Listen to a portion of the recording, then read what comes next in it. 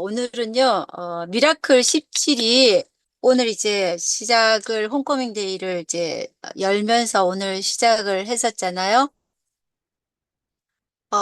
미라클 17에 대해서 다들 이제 궁금해 하실 것 같아서 저희가 오늘 미라클 17에 대한 기본적인 이해와 제품에 대해서 오늘 한번 풀어드리려고 합니다.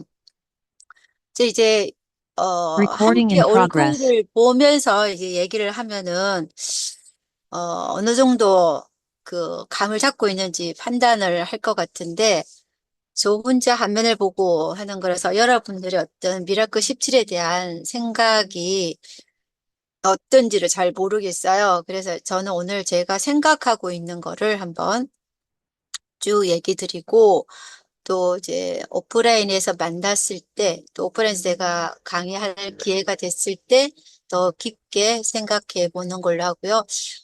많은 이제 그 마케팅 플랜 속에서 앞으로 비만의 문제, 또 대사증후군의 문제가 어, 어, 큰 마케팅의 어떤 쉐어를 차지할 것 같은데요.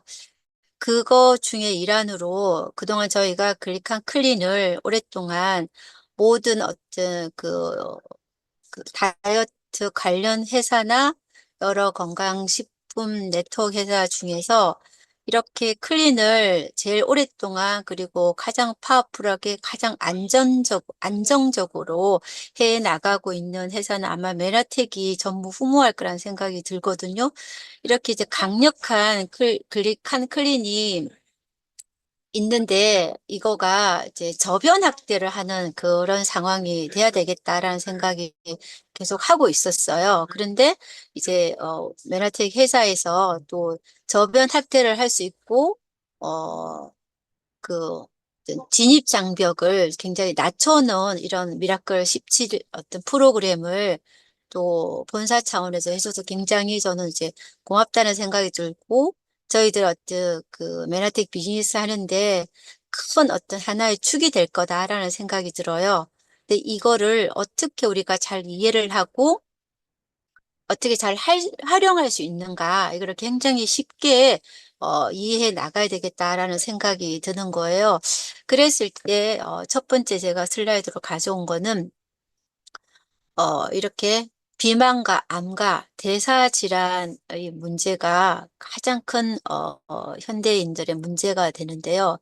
여기서 특히나 제가 요즘에 이제 암학회에서 암 강의를 듣는데, 와, 정말 그렇게 쉽게 많은 사람들이 뭐, 요즘에 뭐 그래도 한국에서 암이 잘 치료가 돼. 암도 이제 무서울 거 없어. 뭐, 이렇게 하시는 분들이 꽤 그래도 많다라는 생각이 들더라고요. 과거와 다르게 암의 어떤 두려움들이 좀 많이 없어졌다라는 생각이 드는데요. 공부를 할수록 두려움이 더 커지더라고요. 그래서 절대로 걸리면 안 된다, 이런 생각을 굉장히 많이 하게 되는데, 어, 2017년 대한비만학회에서 이렇게 이 도식도를 발표를 했어요. 여기서는 이렇게 보이는 거죠. 비만으로 인한 대사질환, 비만으로 인한 암. 그래서 암도요, 혼자 생기는 것이 아니라 비만일 때 더 심해지고, 대사질환 또한 비만이 베이스로 깔리기 때문에 이 세 가지는 악순환의 고리로 뗄래야 뗄 수가 없다. 근데 그 기본에는 이렇게 비만이 있다라는 거예요. 그래서 암과 대사질환이 비만일 때 발병 위험률이 높은 것으로 아예 밝혀졌고, 또 역학 연구 결과에도 특히나 이렇게 간암, 위암, 식도암, 어, 신장암, 장남암, 또 갑상선암, 난소암, 자궁암까지도 훨씬 더 비만으로 인해서 위험도가 더 높아졌다라는 것이 밝혀졌거든요. 근데 한국인의 성인의 10명 중에 3명은 비만이고 3, 40대 남성들의 10명 중에 4명도 비만인데요. 비만으로 인한 질병이 엄청나게 있다라는 걸 다 알면서도 경각심이 너무 없더라는 거예요. 특히나 암연구소의 어떤 국제암연구소의 결과가 다 아는 사실인데도 불구하고 국제암연구소의 결과가 발표를 했어요. 체지방을 줄이면 암도, 대사질환도 예방하는 효과가 있다라는 거를 아주 상식적인 거를 발표를 했음에도 불구하고 이 10명 중에 4명이 비만, 10명 중에 3명이 비만인 이 상황에서 경각심이 너무 낮기 때문에 비만 또 체지방이 높은 거 이런 거는 그냥저냥 살아가는데 큰 문제가 없을 거라고 스스로 그냥 이렇게 어, 무시하는 그런 경향이 되게 있더라라는 거죠. 그랬을 때 한 번쯤은 우리가 와, 내가 왜 고혈압에 걸렸을까? 내가 왜 이상지질 혈증이 걸리고 내가 왜 비알코올성 지방간이 걸리고 내가 왜 심장질환, 담요에 걸릴 수 있는가, 걸리고 있는가, 체지방이 높기 때문이기 때문에 정말 어쨌든 간에 이런 위험한 질환에서 해결할 수 있는 예방하는 효과. 우리가 암도 예방을 해야 되잖아요. 근데 예방을 하는데 가장 큰 것이 뭐냐? 뭐 발암물질을 피하고 이런 것들보다 더 심각하게 예방을 하기 위해서 노력해야 될 가장 큰 부분이 체지방을 줄이는 거다라는 것이 여러 연구 결과에서 나왔다라는 거죠. 비만이 부르는 무서운 질병들을 보면요. 비만으로 대사에 문제가 생겨서 유발되는 질환이 뭐 다 아시는 거죠. 뭐 당뇨, 고혈압, 심근경색, 지방간, 담석증, 담낭염. 자궁의 혹도, 다낭성 난소증후군도, 불임도, 또 많은 각종 암도, 눈의 백내장도. 백내장도요, 실제 체지방이 높으면 백내장이 잘 걸려요. 항반변성도 그렇고. 그럼 내가 백내장 진단을 받았을 때 수술을 할 것인지 말 것인지 고민을 하기 이전에 내가 체지방이 높으면 체지방을 줄어드는 어떤 솔루션을 어, 철저하게 하고 나서 그러면 정말 좋아지는 그런 상황으로 많이 가거든요.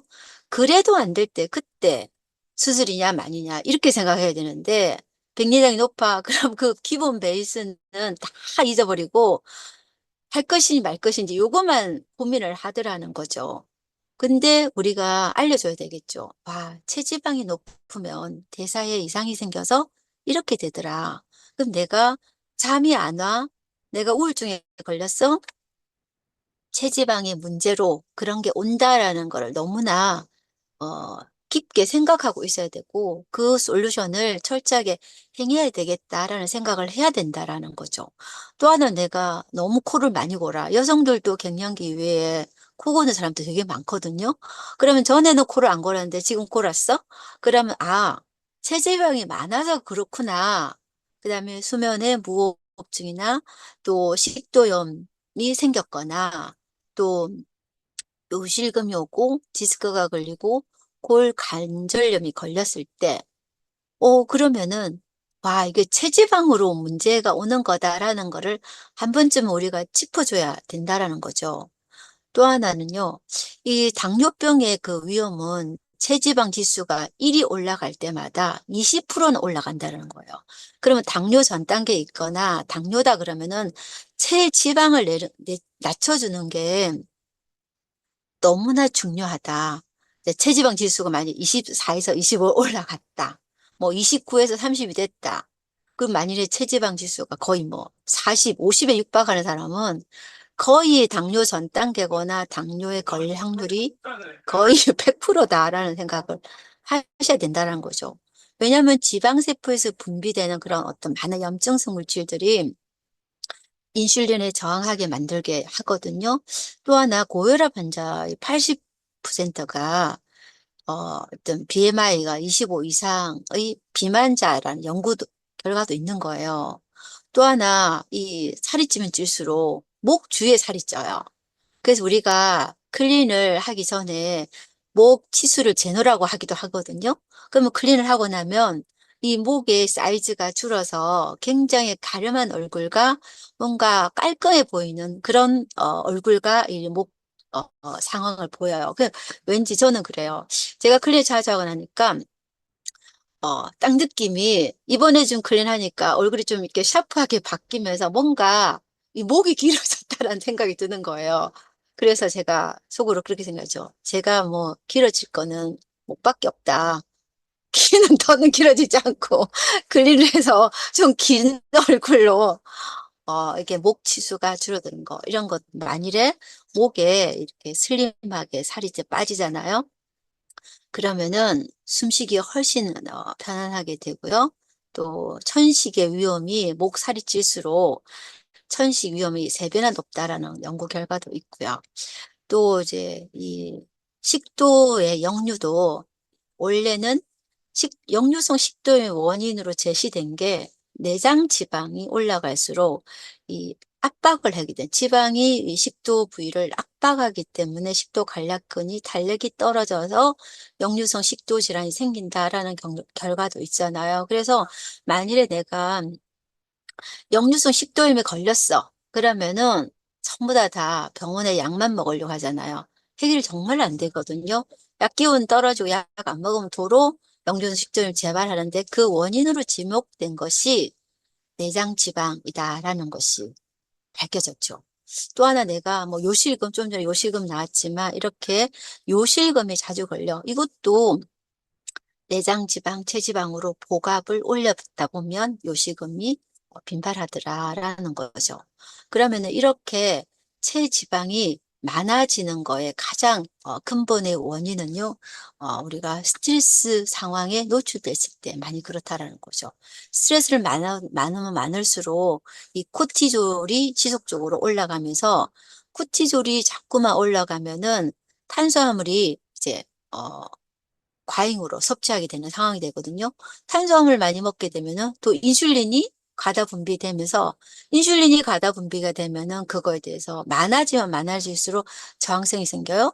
또 렙틴의 저항성이 생겨요. 그러다 보면은 내 몸은 지방이 부족하다고 계속 인식하게 되면서 뭐 셋포인트가 올라가고 그러면 식욕이 올라가고 그러면서 살이 찌게 되는 상황으로 가죠. 그럼 이 지방이 자꾸만 체지방이 쌓이면은 어디에 주로 많이 쌓이냐면은 쌓이지 말아야 할 곳에 쌓여요. 그거를 우리는 이소성 지방이라는데요. 간에 쌓이기도 하고 또 피 속에 쌓이기도 하는 이상지질 혈증. 그러면서 이제 공부 혈당도 올라가고 복부 비만이 되면서 제사증을 가면서 당뇨나 혈압 이런 어떤 시나리오가 그려지죠. 그래서 보통 우리가 스트레스를 많이 받을수록 이러면 당뇨에 걸리고 혈압에 걸린다라는 것 어떤 기전들이 이렇게 가는데요. 이거 이해 못 하셔도 제가 시간만 있으면 이거 싹 이해를 시킬 수 있지만 그냥 우리는 결과만 알면 돼요. 아, 스트레스를 받으면 우리는 탄수화물에 과잉 노출될 수 있겠구나. 그래서 여러 질환이 생겨서 좀 전에 비만이 부르는 다양한 질병이 생기겠구나라고 생각을 하시면 되는데 그랬을 때 우리가 이 대사 이상이 되는 거를 어떻게 처리할 것인가 그 솔루션을 한번 생각해 보는 거예요. 그래서 결국은요 우리가 윌리엄 벤팅이라는 분은 이렇게 얘기했대요. 악착같이 들러붙어서 인류를 괴롭히는 모든 문제 중에서 비만보다 더 괴로운 것이 무엇인지 알지 못한다라고 얘기를 하면서 단 하루를 살아도 체지방을 줄여라. 그렇지 않았을 때는 내장 지방도 생기고 내장 지방보다 더 두려운 이소성 지방, 간이나 심장이나 혈관이나 근육에 쌓여서 이것들이 치명적으로 우리 몸을 망가뜨린다라는 거죠. 이렇게 생긴다는 거죠. 그럼 우리가 이 비만을요 이해하는 이거 이 살이 찌고 체지방이 찌는 이 비만을 이해하는 거에 가장 기본적인 컨셉은 뭐를 알아야 되냐면은 사람들은 다 살이 쪘어 그러면 상식적으로 뭐 많이 먹고 운동 안 해서 살이 찐 거야. 살이 찐 거야. 비만한 거야. 라고 생각하는데요. 그거는 한 거의 80%, 20%만 맞는 얘기 같다라는 게 지금 이제 현대 다이어트를 연구하는 비만 과학자들의 얘기입니다. 이제는 이제 상식으로 적게 먹고 많이 움직이면 살 빠진다. 이것이 상식이 잘못됐다. 80% 잘못됐다라는 거 이해하시고 비만을 이해하는 기본은 인슐린의 저항성, 인슐린의 문제. 또 하나는 미토콘드리아의 기능이 잘못됐다. 이 두 가지를 오늘 이 자리에서 알았으면 좋겠어요. 결과를 좀 알고 갔으면 좋겠다. 그러면은 비만을 이해하는 기본은 두 가지를 이해하셔야 되는데요. 근데 인슐린 저항성 제가 굉장히 많이 강의를 했어요. 그리고 요즘 대부분 사람들은 인슐린 저항성 많이 이해할 거예요. 탄수화물을 많이 먹거나 대사증후군 노출돼 있으면 아 인슐린 저항성이 있어. 근데 그 인슐린 저항성이 뭔지는 모르겠어. 그치만 하도 매스컴에서 말을 많이 하니까 인슐린 저항성, 비만 이건 대충 감은 잡고 있어요. 가장 쉽게 이해하는 거는 인슐린이라는 호르몬이 제대로 기능을 못 한다는 건데 인슐린 호르몬은 우리가 먹은 탄수화물을 세포 안으로 들여보내는 연료를 세포 내로 잘 들여보내는 그런 호르몬인데 그게 기능을 잘 못하니까 세포를 연료를 그 연료를 세포 내에 잘 못 들여보내주는 상황이구나. 우리가 밥을 먹거나 뭐 이렇게 영양을 섭취해야 될 가장 기본적인 컨셉은 그잖아요. 에너지를 만들어야 되는 거잖아요. 에너지원을 먹고 에너지원이 우리 몸속에서 세포 안에 들어가서 잘 태워져야 되는 게 우리 살아가는 방식이잖아요. 근데 에너지를 원을 먹었는데 그 에너지원을 세포 안에 못 들여보내죠? 그러면은 우리는 에너지를 못 만드니까 기운은 없고 살은 찌게 되고 이 상황을 우리는 인슐린 장성이라고 표현을 합니다. 그리고 또 하나는 미토콘드리아라고 세포 내에 이런 기관이 있잖아요. 에너지를 만들어내는 기관. 그래서 많은 사람들은 미토콘드리아가 학교 때 배웠고 그 다음번에는 듣지 붙지 못한 사람들 되게 많더라고요. 그래서 미토콘드리아를 모르는 사람도 되게 많아요. 하도 오래전에 얘기를 해서. 그래서 한번 여기는 다양한 그 연령층들 분들이 많으니까 쉽게 얘기를 하면은 미토콘드리아는 세포 내에 있는데 이 세포 내에 이 미토콘드리아는 이것이 우리가 먹은 연료를 에너지원을 태워서 에너지를 만들어내는 세포 내의 기관이다.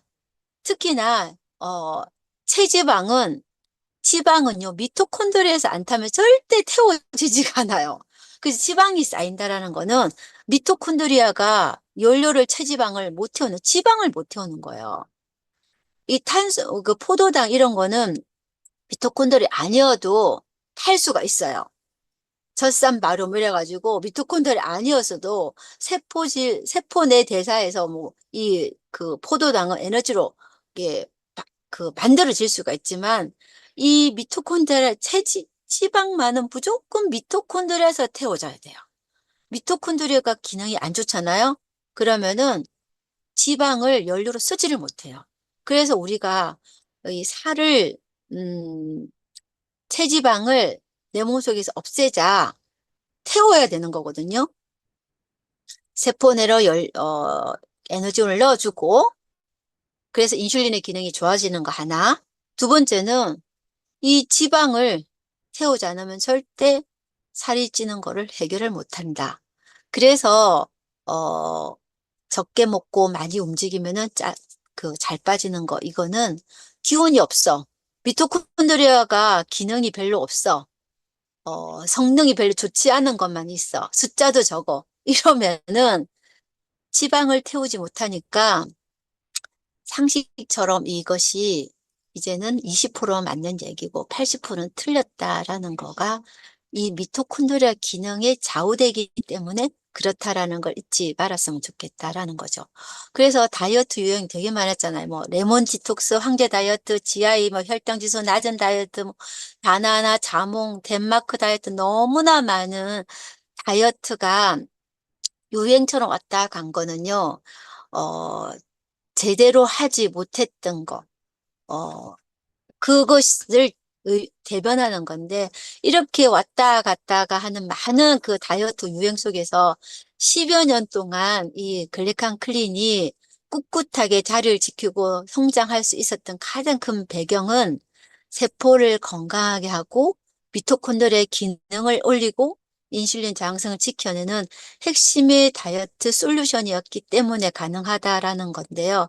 그거를 좀 더 이제 많은 사람들이 쉽게 할 수 있는 방법으로 미라클 17이 나왔는데 이것이 왜 인슐린 저항성과 미토콘드리아 기능을 올릴 수 있는가? 그거를 저는 오늘 알려주고 싶습니다. 대사유연성이라는 얘기 들어보셨어요?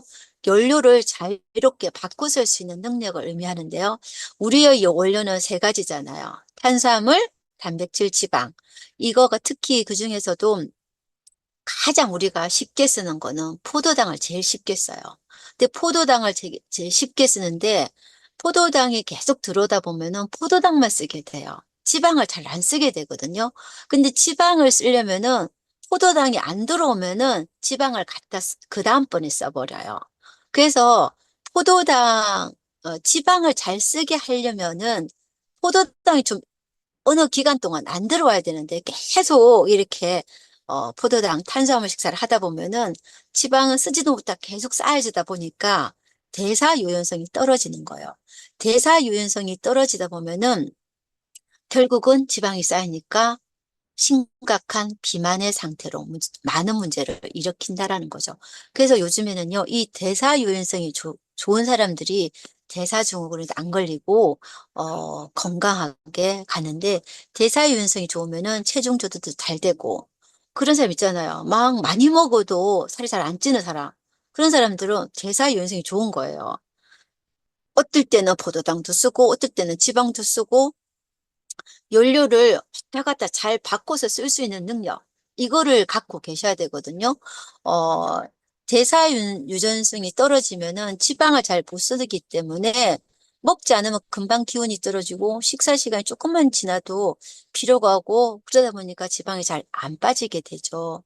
그러면 이게 대사유연성이 좋냐 안 좋냐를 뭘로 판단하냐면 식후에 잘 졸리는 사람은 대사유연성이 없어요. 어, 포도당만 쓰고 지방을 잘 못 쓰는 사람이고요. 체지방이 많은데 막 추워하는 사람 있잖아요. 그럼 지방이 많으니까 이거를 갖다가 쓰면 되는데 못 쓰니까 에너지가 안 만들어져서 쉽게 추워하고, 그럼 미토콘드리아가 에너지를 못 만들으니까 너무나 추위를 많이 타게 되죠. 그 운동에도 잘 안 빠지게 되고요. 그리고 이제 내장 지방이 높고 근육량이 낮을수록, 그리고 중성 지방이 높고 또 좋은 콜레스테롤이 떨어져 있을 때 포도당 너무 의존형인 몸이 되고 지방 스위치를 못 켜는 몸이 된다라는 거죠. 그랬을 때 우리가 대사 유연성을 평소에 올려야지만 쉽게 살이 찌지 않는 체질이 되는데, 이 다이어트를 좀 전에 얘기했던 그 다양한 다이어트를 하면 할수록 요요가 많이 오게 되는 이유가 이 대사 유연성이 반복적으로 좋지 않은 다이어트를 계속 하다 보면은 미토콘드리아 기능이 떨어지면서 대사윤성이 떨어지니까 더 쉽게 살이 찌서 더 쉽게 요요가 오는 그런 몸으로 바뀌어 간다라는 거예요. 그랬을 때 우리가 대사윤성, 포도당도 잘 쓰고 지방도 잘 쓰는 그런 몸으로 바꾸는 대사유연성 개선 전략은 뭐냐? 첫 번째는요, 일정 기간 탄수화물 제한 시기를 해야 돼요. 탄수화물을 그냥 조금 줄여서 먹는다. 이렇게 하면은 지방 스위치는 절대 안 켜져요. 그래서 제한을 아예 해버려야 돼. 그래서 지방을 대사시키는 스위치를 미토콘드리아가 딱 켜려면은 탄수화물 제한 시기를 딱 일정 기간 하는데 그거를 한 3일 정도만 탄수화물 딱 안 먹잖아요. 그러면 지방 대사 스위치가 딱 켜져요. 그랬을 때 우리가 많은 질병을 예방하고 암도 예방하고 대사증후군도 예방하고 치료하려면요. 가끔 이렇게 탄수화물 제한 시기를 가끔 해줘야 되겠다라는 것이 지금 비만 치료의 핵심으로 떠올랐거든요. 탄수화물 제한 시기. 제한을 아예 하자는 거죠. 그랬을 때 지금 우리 미라클 17에서 뉴트리베르스하고 퓨어를 3일 동안 이렇게 하루에 5번 먹게 하는 그 컨셉으로 나가는데 탄수화물을 딱 제한해 버리잖아요. 이거만 먹게 해. 이랬을 때 우리는 이제 지방도 쓸 수 있는 몸으로 대사 유연성을 딱 올려버리는 거예요. 그리고 이거를 유지하고 내가 지방도 잘 쓰고 탄수화물도 잘 쓰는 거를 유지하는 거는요. 공복 시간을 자주 갖는 거예요. 12시간에서 16시간의 공복을 또 자주 가져보는 거예요. 그러면 늘 이렇게 공복을 하는 게 아니라 그런 컨셉을 갖고 몸을 조절해 가는 것도 중요한데, 어느 일정 기간 동안, 2주에서 3주 정도는, 저녁에 뭐, 6시에 만일에 식사를 했다. 그러면 그 다음날 아침에 한 10시에 식사하는 거 텀을 한번 스스로 지켜가 보는 거예요. 그래서 미라클 17을 자주 반복을 했을 때는 정말 앞에서 얘기한 그 많은 질병을 쉽게 해결하는, 가성비 좋게 해결할 수 있겠다라는 생각이 저는 미라클 17의 컨셉이 나왔을 때 딱, 알아차리게 된 거죠. 그래서 그걸 여러분들과 이제 공유를 하고 싶은데요. 또 하나는 지방대사 스위치를 잘 키는 거는 근육량을 늘리는 거예요. 근육은 이제 연료 스위치 공장인데요. 이 우리 미토콘드리아가 많이 있는 곳이 어디냐면은 심장 근육. 계속 에너지를 끝없이 만들어내는 곳에는 미토콘드리아가 굉장히 많이 있어요. 그 미토콘드리아가 많이 있는 곳에 심장하고 근육하고 간하고, 근데 여기는요, 미토콘드리아 굉장히 숫자가 많거든요. 그러니까 여기는 이 근육을 많이 쓰면 쓸수록 미토콘드리아가 잘 만들어지기 때문에 원료를 지방도 잘 쓰게끔 만들어주고 포도당도 또 잘 쓰게끔 요렇게 이 근육량의 증가는 대사 유연성 회복의 절대적인 조건이기 때문에 근육량을 올려주는 거는 근력 운동도 해야 되지만 뭐가 있어야 될까요? 단백질 섭취가 굉장히 중요하게 되는 이런 상황이 되겠죠. 그랬을 때 우리가 지금 계속 생각해 나가야 됩니다. 와, 체지방을 태우는 몸이 돼야 된다. 인슐린 저항성을 없애야지 된다. 이 두 가지, 미토콘드리아 올리고 또 이 인슐린 저항성 개선이 돼야 되는데 그거의 핵심으로 대사를 유연하게 에너지원을 골고루 한번 써보자. 그냥 대부분의 사람들이 탄수화물 식사를 꾸준히 뭐 밥 세 끼를 먹는다라는 게 너무 상식으로 돼 있으니까 지방을 쓸 일이 없는 이런 현대인들의 삶이라는 거죠. 그랬을 때 우리는 일정 기간 이렇게 해보자. 그러면은 뭐 6개월에 한 번씩 탄수화물 제한 시기를 3일 동안 했을 때 이게 딱 올라간다. 그리고 중간에 공복을 한 번씩 해보자. 그 다음에 근육량 올려보자. 이거를 컨셉을 딱 잡고요. 그랬을 때, 이 미토콘드리아의 기능을 올릴 수 있는 고성능의 미토콘드리아를 많이 만드는 방법. 이걸 챗GPT 찾아보면 다 나와요. 제가 정리를 했습니다. 성능이 좋은 미토콘드리아를 올릴 수 있는 가장 좋은 방법은 공복입니다. 사람들 그래요. 좀 공복의 시간을 가지라 그러면은 밥 안 먹고는 힘이 없어서 못 산다. 이 얘기를 굉장히 많이 해요. 근데 완전히 그것이 잘못된 상식이 뭐냐면은 이제 과학계는 만들어냈어요. 에너지를 잘 만들어내는 이 미토콘드리아가 성능이 좋으려면은 빈속이 돼야 된다. 공복했을 때 얘가 이 굉장히 성능이 좋은 자기 기능을 발휘하는 거예요.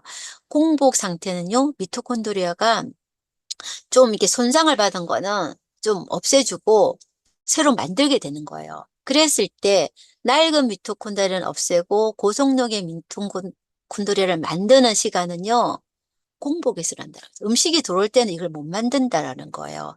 그래서 내가 빈속일 때는 왜 아이들도요, 저는 이제 옛날에 뭐 아이들 공부 열심히 집중 있는 애들은 실제 약간 배고플 때 공부할 때 에너지 효율이 더 좋거든요. 근데 계속 간식 주고 해봐봐요. 공부 못하고 에너지가 떨어진 상태로 하니까 머리가 안 돌아가요. 뇌에 미토콘드리아 굉장히 많다라고 했잖아요. 성능이 좋은 미토콘드리아를 많이 만들어야 집중해서 공부도 잘해요. 근데 계속 간식 주고 야식 주고 뭐 뭐 음식을 먹어야 공부도 잘해. 이렇게 해서 자꾸 줘봐봐요. 공부 못하거든요. 그것처럼 우리는 이 공복이 미토콘드리아 되게 좋다라는 거죠. 공복이 미토콘드리아를 개선하는 기전이 AMPK 활성화되고 포도당을 저장하고 미토파지라고 우리 오토파지 아시잖아요. 이 자가포식 내 몸에서 재료를 내가 스스로 이용한다. 미토파지가 그런 거예요. 낡은 미토콘드리아를 없애가지고 새로운 미토콘드리아를 만든다. 이거거든요. 그게 미토파지예요. 그 미토파지를 활성화되면 미토콘드리아 잘 만들어져. 근데 언제 만든다? 배고플 때 만든다. 그래서 우리가 약간의 배고픈 공복의 시간, 그 요즘에 유행하는 게 간헐적 단식이 여기서 나오거든요. 그러면 새로운 미토콘드리아를 만드니까 기운이 나는 거예요. 근데 자꾸 사람들이 배고파서 일 못한다라는 거예요. 이 컨셉을 성능 좋은 미토콘드리아는 공복일 때 만든다. 이 컨셉을 잊지 마셔야 되고요. 그 다음에 또 운동을 했을 때 에너지를 잘 만드니까 미토콘드리아가 더 기능이 좋아지는 거예요. 그래서 운동도 어떻게 필수다라는 거를 꼭 기억을 하시고요. 그 다음에는 미토콘드리아를 만드는데 재료가 없으면 미토콘드리아 만들겠어요? 미토콘드리아의 재료의 70%는 뭐다? 단백질인 거예요. 단백질 공급이 원활하지 않으면은 기능이 나빠요. 얘가 일을 못해. 그래서 탄수화물의 식사보다는 좋은 양질의 단백질을 우리가 그 2주간의 미라클 십지를 할 때 단백질 공급만 지금 하게끔 세팅이 되어 있어요. 미토콘드리아의 기능을 올려서 비만을 해결하는 컨셉. 지금 현대 비만 치료의 열쇠가 뭐 적게 먹고 운동, 칼로리 줄이고 운동, 이 컨셉은 이제 과거에 묻어두셔야 돼요. 미토콘드리아 올리고 인슐린 기능 좋게 하자. 이 컨셉을 잊지 마셔야 된다라는 겁니다. 그래서 좋은 단백질이 미토콘드리아 구성성분의 가장 핵심이기 때문에 충분한 단백질 섭취를 해서 그리고 약간의 공복 상태를 유지해 그런 컨셉으로 꾸준히 해나갔을 때 나는 대사 유연성을 갖게 되고 내 몸의 체지방과 안 좋은 것들을 버려내는 이 기간을 가질 수 있다. 그리고 또 하나는 좋은 지방은 미토콘드리아 막을 되게 유연하게 만드는데 그렇게 할 때 이 오메가 3 섭취도 굉장히 중요하다. 그래서 우리가 다이어트 할 때 오메가 3를 굉장히 많이 권하는 이유가 이 미토콘드리아 막을 유연하게 해서 성능이 좋은 미토콘드리아를 만들고자 하는 그런 목표가 있는 거거든요. 그다음에 이제 발토롱고 박사는 이거 이제 연구를 해서 발표를 했어요. 이렇게 공복이 좋다라고 그렇게 말을 해도 사람들이 뭐 밥 먹어야지 에너지나 계속 이 말 하니까 예, 이분이 연구를 했어요. 단기간이라도 음식물을 섭취하지 않으면 복구 유전자가 작용을 해서 장기적으로 효과를 발휘하는데 내가 공복을 지속하면 IGF-1이라고 인슐린 유사 성장인자가 있는데요. 이 인슐린 유사 성장인자는 내 몸속에서 뭔가 계속 성장을 시켜서 비대하게 만들어요. 현대 질병의 대부분은 뭔가 증식이거든요. 비대해지는 거예요. 갑상선의 비대, 전립선의 비대, 혈관, 근육, 평활근의 비대. 그 비대의 끝은 뭘까요? 얼굴 그 피부도 우리가 야들야들해야 되잖아요. 근데 이게 칙칙하게 두꺼짐 이런 상황이 되는 거죠. 그리고 비대의 끝은 뭐다? 암이 되는 거죠. 근데 이것이 약간 배고픈 상태에서 이것이 줄어들기 때문에 뭔가 성장을 멈추게 돼요. 어렸을 때는 이게 많이 나오면 아이들 키 크는데 도움이 되는데 한 30대 후반에 노화가 진행되는 곳에서 상황에서 이것이 많이 나오면 그거는 증식과 비대의 모습으로 가기 때문에 뭐든지 다 딱딱하게 굳고 유연성이 떨어지는 상황에서 노화 쪽으로 그리고 암의 상황으로 가기 때문에 어떻게 하면은 인슐린 유사 성장인 IGF-1을 줄이는가가 건강의 핵심으로 됐거든요. 이 IGF를 줄이는 가장 큰 핵심의 솔루션은 뭐다? 공복감을 갖게 하는 거다라는 겁니다. 그리고 공복이 지속되면 내 몸은 어떻게 된다?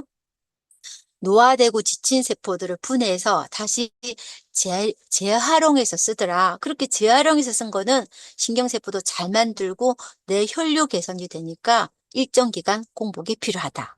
그리고 공복을 하게 되면 췌장도 쉬고 인슐린 장성 감소돼서 뭐 이런 쪽이 좋아지더라. 그리고 뇌 신경 유래인자가 많아져서 인지 기능이 개선되더라라는 거죠. 그래서 계속 밥 안 먹으면 나는 못 살아요 하는 것들에 말이 너무나 비상식적인 말이라는 거를 계속 어필을 해 주셔야 될 것 같습니다. 그러면은요, 누구나 알고 있는 다이어트 수칙을 쉽게 실천하는 루틴이 미라클 17이라는 생각이 드는데요. 이제 누구나 다 알고 있어. 탄수화물을 많이 먹으면 살이 쪄. 그래서 탄수화물 줄이고 정제 탄수화물 끊기 그리고 단백질을 올려야 그 빼는 데 도움이 돼. 다 이제 상식 수칙으로 갔어요. 그리고 고강도 운동해야 돼. 그리고 생체 리듬, 잠을 잘 못 자면은 이 살이 잘 안 빠져. 이런 걸 다 이제 알게 됐어요. 그리고 영양제도 오메가3부터 또 대사를 유연하게 촉진하는 대사 영양소들, 항염증 영양소들 잘 먹어야지 잘 안 찌는 체질이 될 거야. 라는 아주 상식적인 다이어트 수칙들이 이제 다들 알게 됐는데, 이거를 실천하고 행동해야, 내가 여기에 살아남을 거잖아요. 근데 그 루틴을 쉽게 해줄 수 있는 것이 저는 미라클 17이라는 생각이 듭니다. 그 미라클 17은요, 단 17일로 쉽게 내 몸을 다시 리셋하는 거죠. 어떻게? 탄수화물의 중독을 버리고 지방 대사를 할 수 있는 스위치를 켠다라는 거죠. 그렇게 됐을 때 체지방도 감량되고 대사증후 관리에 근본을 채우게 되고요. 근육을 채우게 되고 야금야금 찌는 살들을 정리를 하게 되고요. 시간이 부족해서 우리 식단 관리, 단백질 식사 우리 많이 합니까? 단백질을, 고양질의 단백질을 먹으려면은 돈도 장난하기 들죠. 우리가 뭐 비싼 생선들, 단백질, 고급의 단백질을 먹으려면은, 고급의 단백질만큼 비싼 게 어디 있어요? 그런 거 있잖아요. 어, 뭐죠? 음, 좋은 소고기, 또, 좋은 생선, 이런 것들 가격이 만만치 않아요. 그거를 이제 요리하는 것부터 해가지고 계속 먹는다는 거, 현대인으로 불가능하죠. 운동도, 관리가 좀 어렵고요. 그리고 이제 평소에 다이어트를 해야 되는데, 어떻게 할까 늘 고민만 하다가 그냥, 또 기본적인 한 20%의 상식인, 에이, 내가 이거 좀 먹고 운동하면 되겠지. 운동하면 되겠지라고 가는 거죠. 그런 분들께 좋은 양질의 단백질을 꾸준히 가성비 좋게 공급해 줄 수 있는 이 전략. 그리고 우리가 마스 챌린지 글리칸 클린을 하고 나서, 글리칸 클린은 우리 세포의 염증을 어, 혁명적으로 바꾸는 그런 시스템이잖아요. 그렇게 하고 나서 유지가 필요할 때 이걸로 유지해 나가는 거, 또 가끔 한 번씩 리셋을 하면서 단백질 공급하는 이 시간들, 공복을 유지할 수 있는 시간들을 줬을 때 너무나 쉽게 우리 몸을 정상으로 되돌리면서 대사 요인성을 개선해 가면서 큰 질병 없는 그런 상황으로 갈 수 있게 하겠다라는 생각이 듭니다. 그러면은 미라클 17의 식단 플랜을 한번 정리해 보면요.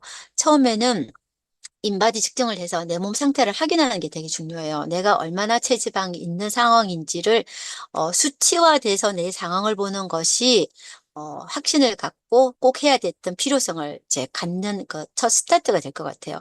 그냥 한번 뭐 살 좀 빼볼까? 이렇게 하는 거하고 체지방을 딱 보는 거하고 내가 느끼는 상황은 너무나 다르다는 생각이 듭니다. 그래서 우리가 살이 쪘을 때, 한번 이제 몸의 정리를 하고 싶은 사람들은 늘 과거에 집에 체중계 하나 다 갖다 놓고 있었잖아요. 한 번씩 올라가 보는 거지. 근데 체중계는 이제 의미가 없다.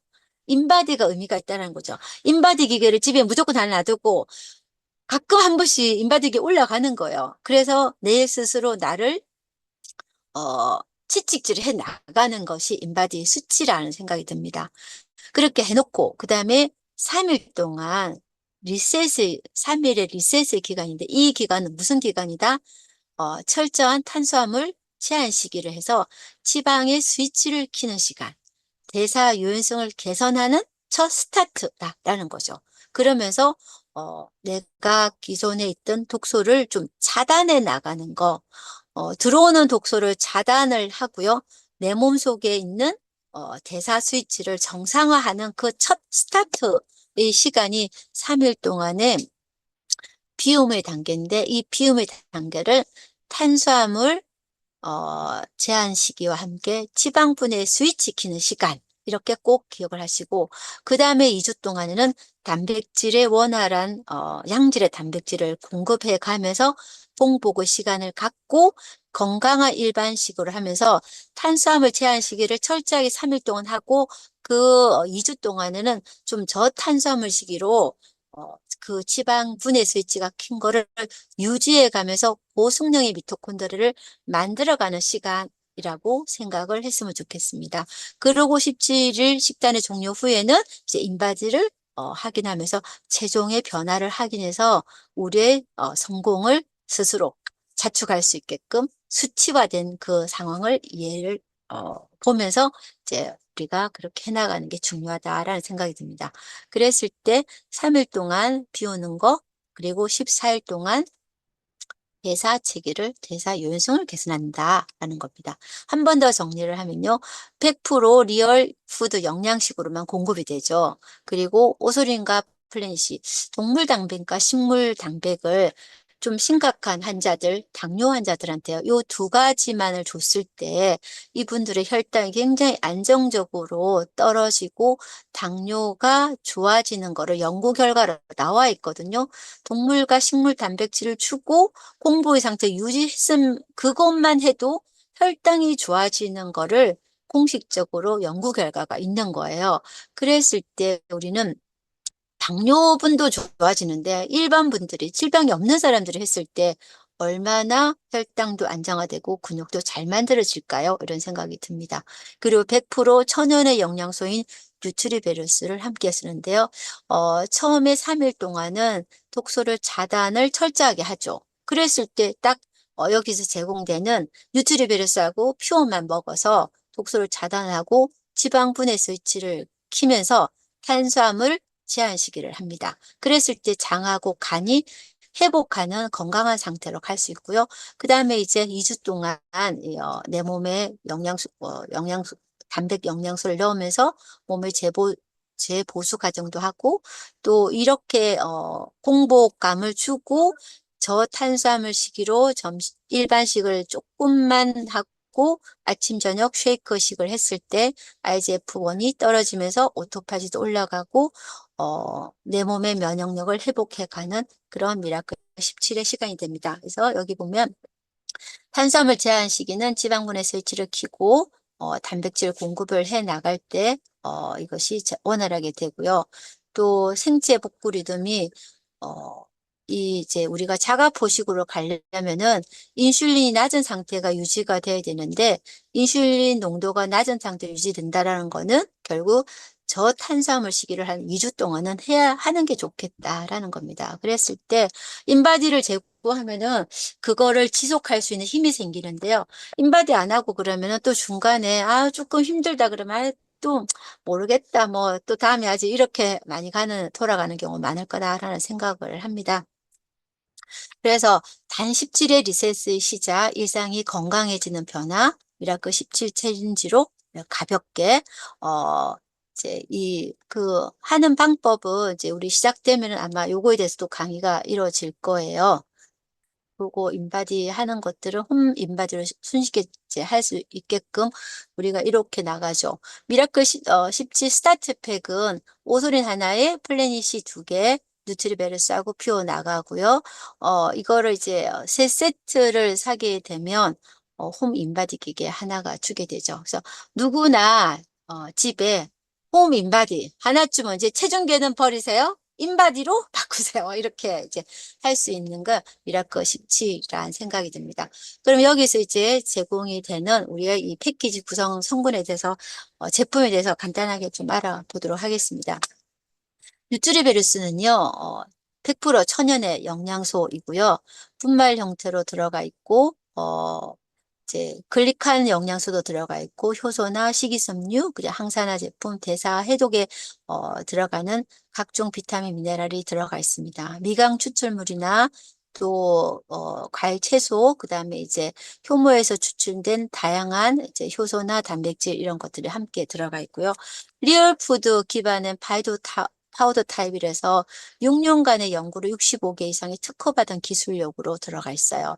그러니까 면역 시스템뿐만 아니라 많은 소화 기능 그리고 종합 영양소가 다 들어가 있기 때문에 3일 동안 우리가 이거 뭐 그 탄수화물 아무것도 안 먹으면은 뭐 굶어 죽는 거 아니냐라고 얘기하겠지만 종합 영양소 뉴트리벨에서 다 넣어주잖아요. 그리고 실제 우리가 뭐 이렇게 대장 내시경을 한다든가 또 설사를 한다든가 이런 상황에 노출됐을 때 2, 3일간 못 먹어도 죽지 않잖아요. 그리고 이제 그 대장 내시경 할 때도 이제 확 비오는 그 시간들을 갖잖아요. 뭐 그런 그 이벤트 있을 때는 굶어도 견뎌내는데 이거 3일 리셋 하라 그러면은 걱정부터 앞서는 분들 되게 많은 것 같아요. 종합 영양소 다 들어간다. 걱정하지 마세요. 3일 리셋 하게끔 그렇게 설득하셔도 좋을 것 같고요. 특히나 뉴트리베르산들은 이 쌀겨는요, 필수 영양소가 거의 대부분 들어있고요. 특히나 에너지를 줄 수 있는 옥타코사놀이 들어있기 때문에 철새가 그먼 수만 킬로를 날아갈 수 있는 강력한 힘이 옥타코사놀에 있다고 하는데 그것이 쌀기에 들어있는데 그거를 라이스 브랜으로 이 뉴트리베르스에 넣어놨습니다. 그래서 이제 베루스는 이렇게 완전하게 리얼푸드 원료로 이제 하는 거고요. 어, 많은 이제 이런 어떤 미네랄과 항산화 물질 다 들어있다. 걱정하지 마시고 3일 동안 할 수 있다라는 거가 이 천연의 100% 영양소가 들어가기 때문에 우리 몸 상하지 않고 좋은 에너지, 미토콘드리아를 만들 수 있는 그 바탕을 해주겠다라는 생각이 듭니다. 두 번째는 할 때는 이제 트루퓨어가 들어가죠. 트루퓨어는 이제 해독에 좋은, 간 해독에 좋은 밀크시스를 함유했고요. 또 혈액을 건강하게 또 혈액에 나쁜 그 물질인 이 호모시스텐을 정상화하는 비타민 B6까지 넣어줘서 간 해독과 재생을 위한 파워풀한 이런 이제 제품인데요. 트루퓨어는 이제 간은 우리 몸에서 해독 작용에 하는 가장 큰 장기잖아요. 근데 이 간에서 어, 이 이제 우리가 만일에 즉 3일 동안 리셋하는 동안에 노폐물들이 많이 나오는데 이거 간에서 처리를 못하면은 그 독소들이 제대로 처리가 안 되고 다시 혈관으로 재유입이 될 수 있어요. 그래서 이 퓨어를 3일 하는 동안에 거의 한 통을 다 먹어버리는 거예요. 그래서 이 하루에 10포를 먹는 거죠. 2포씩 5번. 3일 동안 한 통을 다 먹으면은 기존에 내 세포에 있는 그 쓰레기들을 처리를 못했던 그 간을 엄청나게 파워 있게 올려놔서 간에서 해독을 완벽하게 할 수 있는 이런 상황을 만들어 가고요. 또 하나는 혈액을 산성화시키고 혈관을 망가뜨리는 그 호모시스텐을 확 끄집어내는 처리하는 그 시간도 만들어질 것 같습니다. 호모시스텐이 콜레스테롤만큼이나 위험한 인자로 되어 있는데요. 그거를 트루퓨어를 한 3일 동안 쫙 먹어가면서 싹 깨끗하게 하면 혈관이 얼마나 깨끗해질까 라는 생각이 듭니다.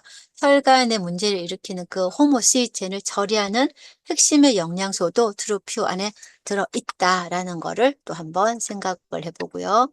이렇게 호모시스텐이 혈관 내벽을 이제 손상을 시키고 혈관벽도 두껍게 만들고 뇌경색 이런 거, 이런 신경세포 기능도 떨어지게 하고 이런 것들 이제 많이들 나와 있죠. 그리고 경도 인지장애 위험률을 올리는 이 호모시스텐을 처리하는 것이 트루표의 기능이고요. 또 밀크시슬이 간을 회복하는 핵심의 영양소다. 이 밀크시슬이요. 지금 약국가에서 뭐 간해독에 간 영양제로 거의 뭐 밀크시슬을 빼고는 이제 아무것도 없다라는 생각을 할 정도로 이제 가장 중요한 간 해독 영양소인데요. 이 간 해독 영양소인 밀크시슬이 얼마나 제대로 흡수가 되고 얼마나 제대로 우리 몸속에서 기능을 발휘하나 그것이 관건인데 밀크시슬은 지용성이라서 흡수가 일단 잘 안 돼요. 근데 흡수가 잘 돼야 진짜 간장야기로 할 수 있죠. 근데 이거는 우리는 퓨어는 이제 식품이잖아요.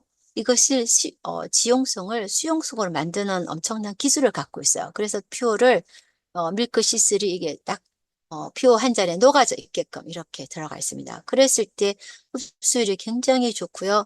어, 그냥 기존에 파는 밀크시슬하고는 이제 비교도 안 되게 효과가 좋다라는 걸 많은 분들이 긍정하고 있을 겁니다. 퓨어에는 또 하나 간 해독에 좋은 많은 영양소들을 함께 넣어놨는데요. 이 밀크 시슬은 이렇게 간세포를 재생하거나 간에 있는 기름을 빼는 그런 항지방간 효과도 있고요. 알코올을 해독하는 그런 역할도 있는데 밀크 시슬뿐만 아니라 흑괴나 강황이나 복분자나 콜린이나 메치온이나 이런 것들이 전부 다 간 해독하는 중요한 허브들이에요.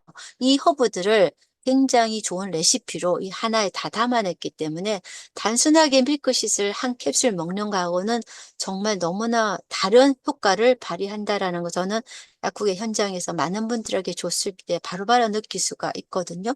또 하나는 우리가 간 해독을 할 때 신체가 굉장히 안정적으로 진정이 되는 효과를 가지고 가셔야 돼요. 세포가 긴장이 되어 있거나 그 긴장이 넘어서서 뭔가 경련이나 이런 상황이 되어 있으면은 해독의 기능도 해독의 효과도 떨어지는데요. 그 몸을 안정화시키는 그 재료가 식이고 추출물인데 트루퓨어에는 간 해독하고 간 재생을 하는 영양소뿐만 아니라 그렇게 했을 때 신체가 안정과 진정을 찾을 수 있게끔 시계꽃 추출물까지 넣어놔서 퓨어의 레시피는 어느 회사도 흉내를 낼 수 없는 그런 레시피를 갖고 있어서 정말 트루 퓨어는 메나텍 제품의 감초와 같은 그런 제품이다라고 저는 생각을 합니다. 그래서 트루 퓨어는요. 퓨어 한 잔은 가장 쉽게 해독하는 그런 방법을 제시하는데 노폐물 관리뿐만 아니라 해독과 건강한 대사를 지원하는 그런 제품이다. 근데 이거를 평소에는 하루에 한 포나 두 포로 꾸준히 드시면 좋겠지만 3일 동안 몸을 확 비워내기 위해서는 하루에 10포씩 3일 동안 쫙 넣어서 3일 동안 몸을 제대로 해독하면서 비워내는 그런 과정을 하시는 게 굉장히 효율이 높고 가성비가 좋다라는 생각이 듭니다. 근데 투표는요, 이렇게 간세포 재생과 해독을 해서 필요하고요. 평소에도 뭐 피곤하거나 야근할 때 굉장히 도움이 되죠. 그리고 또 그 소화가 안 되거나 담즙이 잘 안 나와서 더부룩하고 가스 찰 때도 굉장히 도움이 되는 건데 우리가 간을 지용성 독소가 세포 내에서 나와서 림프와 이 정맥을 타고 들어온 이 지용성 독소를 어떻게 수용성의 형태로 대변이나 소변에서 잘 빼내는 거가 관건인데 그 기름을 물러받고는 엄청난 기능을 간에서 하잖아요. 요거를 제대로 돌려주는 거. 수용성의 밀크시슬. 그것이 트루퓨어입니다. 기름을 물로 바꾸는 과정. 그러면 일반 밀크시슬하고는 게임이 안 되라는 걸 알겠죠. 요렇게 이 1단계, 2단계 해독의 효과.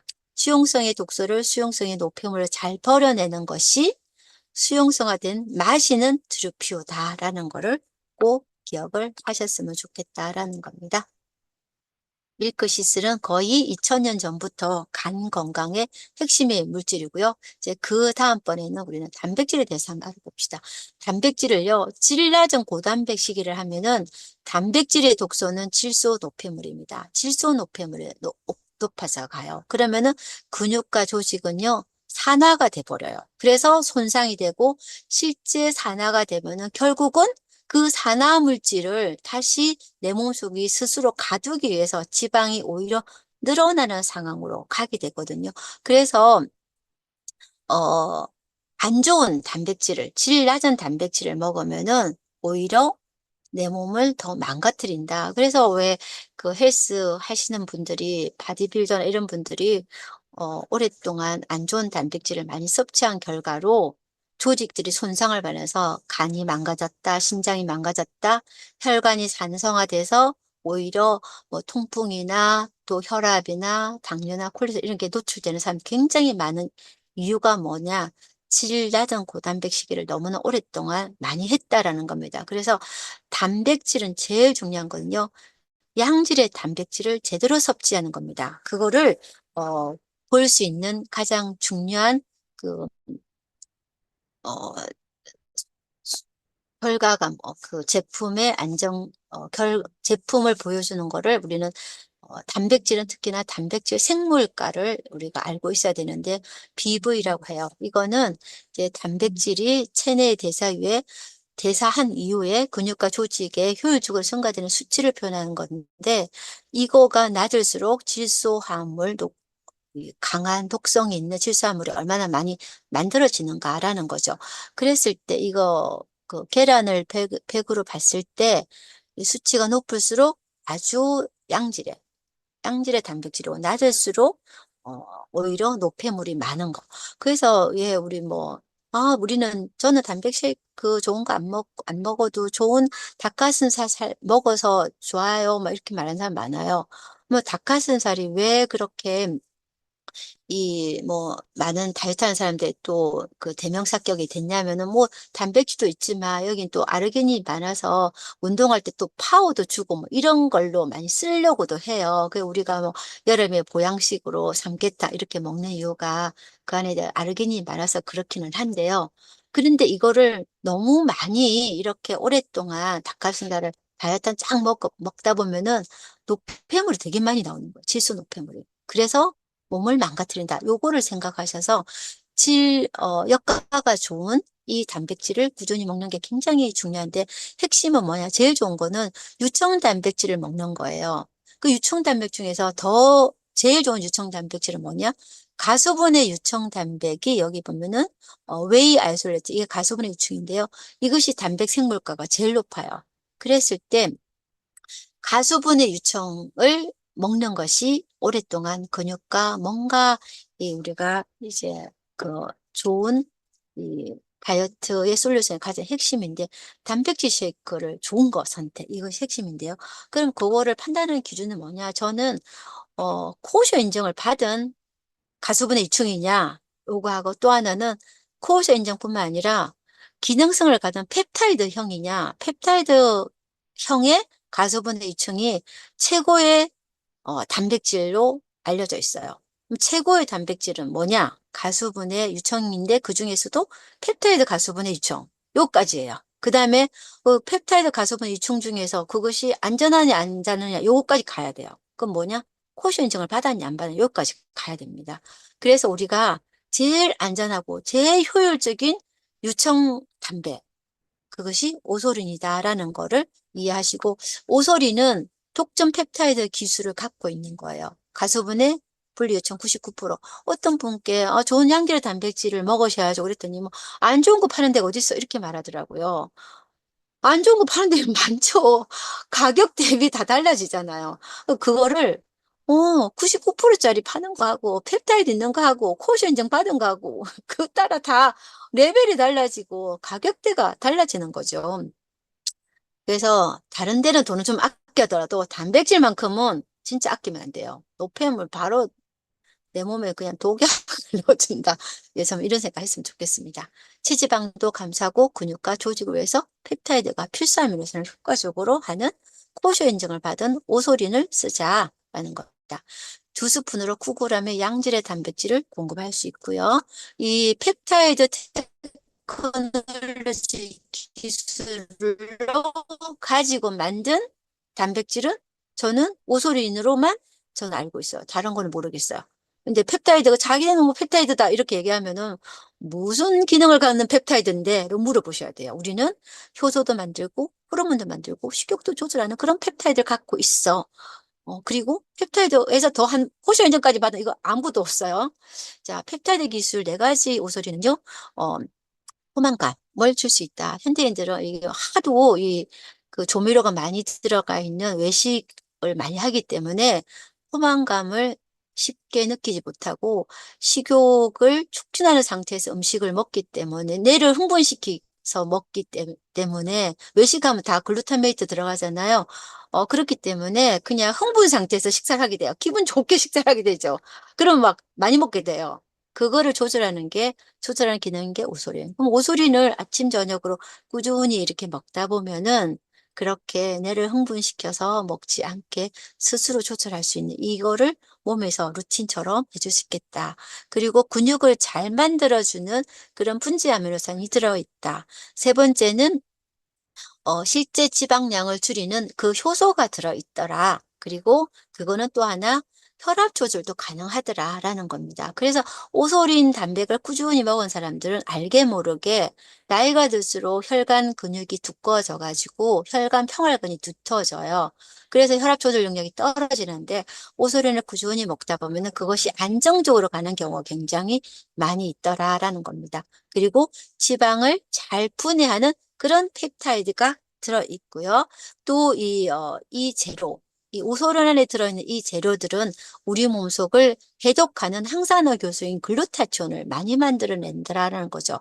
제가 요즘 아마케에서 강의를 들었더니 글루타치온을 외부에서 글루타치온 형태로 막 이렇게 막 공급을 하잖아요. 그러면은 그것이 다시 내 몸을 치는 암 발생할 수 있는 뭔가 베이스로 작용한다라고 나오더라고요. 그래서 이 글루타치온을 요즘에 뭐 필름 형태도 먹고 이거 절대 하지 말아야 되겠다라는 생각이 드는데 기회가 되면 그 기전대에서 제가 좀 알려드리고 싶은데 우리 몸은 자연스럽게 그렇게 먹어야 될 것 같아요. 글루타치온의 재료가 되는 이런 좋은 아미노산을 그냥 음식에서 섭취하면서 내 몸에서 저절로 필요한 양만큼 만들어가는 게 굉장히 중요하겠다라는 생각이 듭니다. 내 몸이 필요하는 글루타치온은 내 몸이 만들어내야 돼요. 대신 우리는 재료만 준다. 그 재료가 글라이신이나 글루타민이나 L-시테인데 이것이 제일 많이 들어있는 단백질, 양질 단백질은 뭐다? 유청 단백을 섭취하는 거예요. 그게 오소린이 굉장히 역가가 좋은 걸로 들어있기 때문에 오소린을 드시면 드실수록 우리의 피부는 더 탱탱해지고 더 맑아지고 또 뭔가 해독이 되고 깔끔해지는 이런 상황에 갈 수 있겠다. 그럼 오소린을 섭취했을 때 예상되는 좋은 효과는요. 근육을 잘 만들기 때문에 눈 건강에 굉장히 좋습니다. 그리고 피부를 부드럽게 하는 이거는 글루타치온의 레벨을 좋은 상태로 올리기 때문에 그렇고요. 시리고 약한 잇몸을 개선하는 거는 좋은 단백질 들어가죠. 콜라겐, 우리 나온 이번에 루미노 콜라겐하고 같이 드시면 더 개선이 잘 되겠죠. 그리고 근육을 탄력 있게 가기 때문에 요실금도 개선이 되고 체지방을 감소하기는 혈압을 안정하고 당뇨에 도움되는 거는 좀 전에 얘기했던 그 펩타이드 4대 작용 기전 때문에 그럴 수 있고요. 피부를 맑게 하는 거 글루타치온 효과고요. 결합 조직의 탄력은 단백질의 원활한 공급이고요. 뼈 밀도를 올리고 관절을 튼튼하게 근육을 올리는 거는 뼈 속에 단백질 재료가 고소린이 들어가면서 들어가겠다. 그럼 이런 유청 단백은 어디서 나온다? 우유에서 여러 가지 루트를 통해서 카제인 없애고 유청 단백이 나오는데 이 유청 단백을 가수분해해서 펩타이드 형태로 만들어서 코어 인증을 받기까지 우리는 이렇게 사료를 사용하지 않는 진짜 풀먹인 소에서 나온 재료를 갖고 만들기 때문에 코어 인증까지 들어갔다라는 거를 저는 알려드리고 싶습니다. 사람들은요, 뭐, 나는 우유만 먹어도 돼. 우유 속에서 어차피 나온 거 아니야. 이렇게 말하는데요. 우유는 정말 친구인가 적인가. 우유 소비가 많은 나라일수록, 골다공증이 더 많이, 걸리더라라는 게 나와 있고요. 고관절의 골절 위험이 더 높아지더라. 그래서 우유를 마시라, 마시지 마라. 이런 많은 논란이 있으나 이제는 모르는 사람들은 이제, 이 정보가 부족한 사람인 것 같아요. 우유 속에 있는 유당과 카제인은 노화를 촉진하고 염증과 산화 스트레스를 올리기 때문에 드시지 않는 것이 관건인데 우유 속에서 꼭 섭취해야 될 거는 우유 속에 들어있는 필수 아미노산, 좋은 단백질이죠. 그거는 뭘로 섭취한다? 유청 단백으로 섭취하는 것이 가장 좋은 방법이다라는 겁니다. 그랬을 때 우리가 나이가 들어갈수록 근육이 떨어져 가는 이 sarcopenia, 근 감소를 해결하는 거는 좋은 단백질을 섭취하는 건데 그것이 유청 단백, 이 세 가지, 요것이 들어있는 유청 단백을 섭취하는 거다. 또 하나 유청 단백은 당뇨 약과 비슷한 효과가 있더라. 요즘에 이제 GLP-1 다이어트 나오면서 제가 설명을 했던 부분이기도 합니다. 또 하나는 식물 단백은 동물 단백과 함께 섭취를 해야 됩니다. 동물 단백에 들어있는 필수 아미노산과 식물 단백에 들어있는 필수 아미노산이 약간 다릅니다. 그거를 합쳐서 우리는 드셨을 때 가장 효과가 좋은데요. 이 트루 플래니시에스는 완두콩 단백으로 들어가 있습니다. 20g의 단백질이 들어가 있어서 하루 필요량을 잘 채워 나갈 수 있고요. 하루에 2포, 2주 동안 할 때 미라클 17 할 때 하루 2포 들어갑니다. 그러면은 한 40g의 단백질이 들어가고요. 오소린이 2스푼씩 2개 들어가니까 대수분이 들어가죠. 그랬을 때 한 18g의 단백질 들어가면 한 58g, 약 60g의 단백질이 들어가니까, 그리고 점심 때 일반 식사를 할 때 단백질 식사 위주로 해 나가면 하루 필요량을 채워가면서 공복감 유지해 나가면서 미라클 17이 진행될 수 있을 것 같아요. 굉장히 효과가 좋은 완두 단백과 쌀 단백을 해서 하루 필요량의 충분한 단백질을 공급해 가면서요. 또 이 하는 동안에 이 플래닛 안에는 단백질뿐만 아니라 식이섬유와 완벽한 천연의 영양소까지 들어가 있습니다. 이렇게 진행되는 이 미라클 17을 참가 신청을 해서 구매를 해서 이렇게 제출한 이 과정까지 해 나가면 우리가 얼마나 일상에서 가성비 좋게 진행해 가는 상황으로 많은 질병을 해결하고 또 대사 유연성, 지방도 쓸 수 있는 몸으로 만들어 가자. 이것이 오늘의 미라클 17에 제가 정리한 간단한 내용이었습니다. 함께 들어주셔서 감사합니다.